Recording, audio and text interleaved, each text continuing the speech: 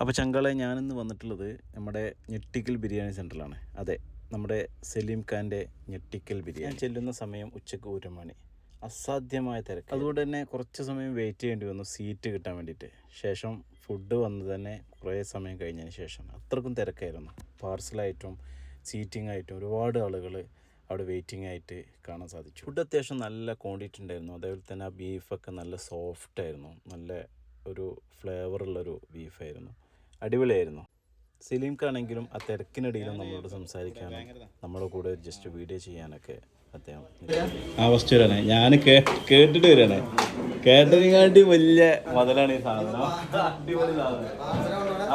സലീം ഖാനോട് സംസാരിക്കുമ്പോൾ തന്നെ നമുക്കൊരു പോസിറ്റീവ് എനർജിയാണ് അവിടെ നിന്ന് കിട്ടിയത്. അടിപൊളിയായി അതാ, അതാണ് സലീം ഖാൻ. പൊളി സാധനം. മാഷാ അല്ലാഹ്. അവിടെ പോകാൻ ഉദ്ദേശിക്കുന്നത് ഒരു 11 to 12 മണീൻ്റെ ഉള്ളിൽ പോവുക. അതിനുശേഷം അത്യാവശ്യം നല്ല തിരക്കായിരിക്കും. അപ്പോൾ വിസിറ്റ് ചെയ്തിട്ട് അഭിപ്രായം അറിയിക്കാം. താങ്ക്